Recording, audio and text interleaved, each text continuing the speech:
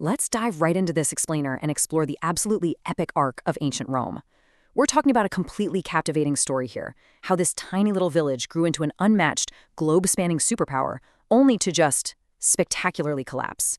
It's this massive puzzle that has literally obsessed historians for centuries. So today, we're going to break down exactly how it happened. We'll use the absolute latest data and research to separate the ancient myths from the actual historical realities. Here's the roadmap for how we'll unpack all of this. We'll start with from village to empire, move into the peak of Roman power, check out the cracks in the foundation, ask why did Rome fall, and wrap up with the final collapse.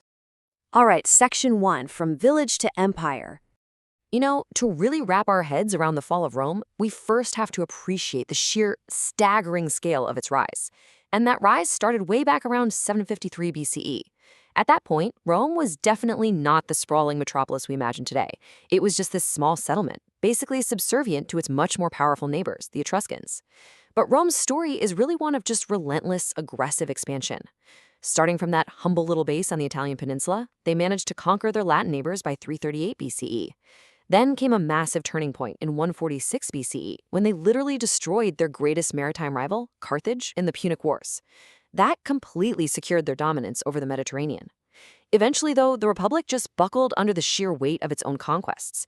And by 27 BCE, Augustus takes power, officially transitioning Rome from a republic into a full-blown empire.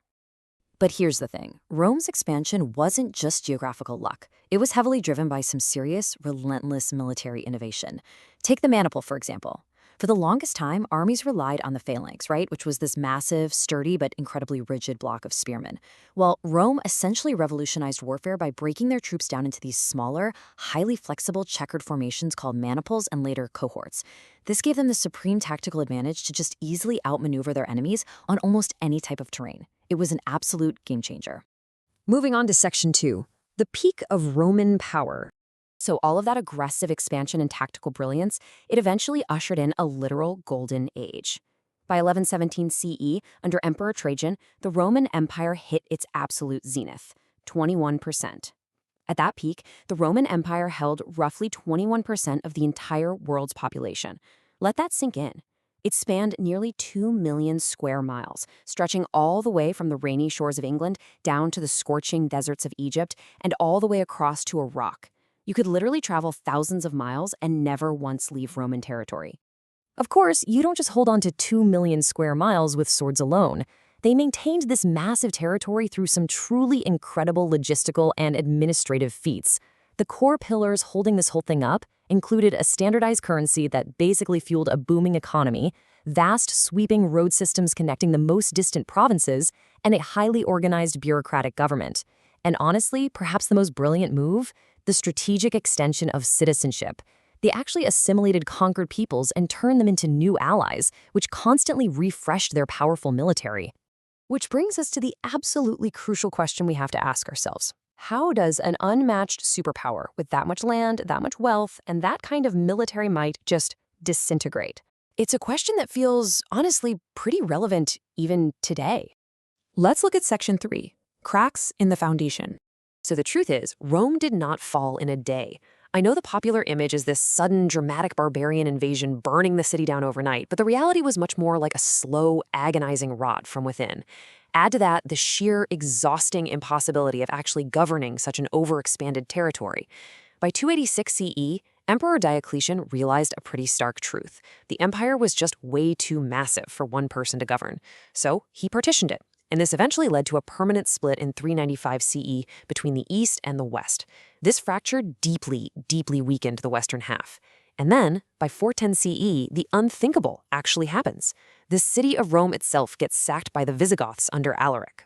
But those barbarians, they were really only able to break through because the state was already hollowed out by severe economic inequality and deep-seated corruption.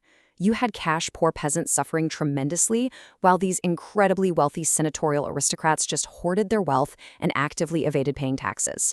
They basically refused to fund the exact same armies that were desperately needed to protect their own borders and estates. So the financial lifeblood of the military was essentially choked off by the elite. Which takes us to section 4. Why did Rome fall? Now let's do an autopsy on the empire itself. What's super fascinating here is that the historiography, basically the way historians have tried to explain why Rome fell, has shifted drastically over time. For centuries, people relied really heavily on this classic 18th century view from Edward Gibbon. He famously argued that the Roman world was overwhelmed by a, quote, deluge of barbarians. He essentially blamed the whole collapse on a loss of civic virtue, domestic quarrels, religious shifts like the rise of Christianity, and of course, those savage invasions. He viewed the whole thing as this massive moral and political failure. But today, we have modern science, and it allows us to look so much deeper. We can actually contrast those classic 18th century theories with hard data from the 21st century. By bringing in advanced archaeology, epidemiology, and climate history, researchers have uncovered a much more complex and, honestly, way more terrifying picture of what really brought the empire down. Yeah, instead of just pointing the finger at barbarians or, a lack of moral fiber, modern scholarship points to a compounding nightmare of systemic shocks. We're talking about things like the late antique Little Ice Age, a sudden shift in climate that totally ruined agriculture. We're seeing hard evidence of devastating plagues like the Antonine Plague.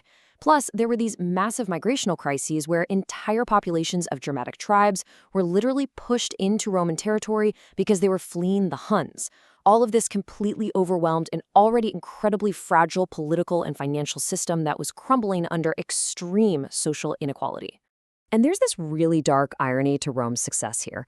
The exact things that made Rome so incredibly strong, those amazing paved road systems and the vast maritime trade routes that hooked up the known world, they basically became a superhighway for catastrophic pandemics. This highly interconnected disease ecology meant that pathogens could spread rapidly. They decimated the population, completely ruined the tax base, and crippled the army. And that brings us to Section 5, the final collapse. This perfect storm of pandemic disease, global climate change, and internal economic ruin all culminates in the 5th century. That's the era where the Western Roman Empire finally hits its absolute breaking point. When you look at the two halves of the partitioned empire side by side, the stark differences completely explain why one survived and the other perished. The Eastern Roman Empire, it survived for nearly 1,000 more years. Why? Because it had massive geographic advantages, highly defensible borders like the walls of Constantinople, and a really wealthy, prosperous trade economy. The West, on the other hand, was cursed with these incredibly long, vulnerable frontiers along the Rhine and Danube rivers. It was cash poor, its tax base was completely depleted, and was basically left impoverished and totally undefended against those continuous waves of Germanic migration. The final nail in the coffin finally drops in the year 476 CE. By this point, the Roman army in the West was just a ghost of its former self. Rome couldn't assimilate the migrating tribes like they used to, and they definitely couldn't fight them off either. So the Germanic barbarian king Odoacer literally just marches in and quietly deposes Romulus Augustulus. There wasn't some massive, fiery, cinematic battle to mark the very end. The last emperor of the Western Roman Empire was simply removed, and central political control in the West just faded away into a collection of barbarian kingdoms. Rome's transformation from this absolutely unstoppable, globe-spanning superpower into a fractured, distant memory leaves us with an incredibly provocative thought. The big takeaway from this explainer is that empires don't just fall overnight, they unravel.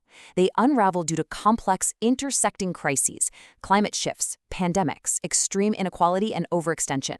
So, looking at our own highly interconnected world today, we really have to ask ourselves, are we actually immune to the systemic crises that brought down the ultimate empire?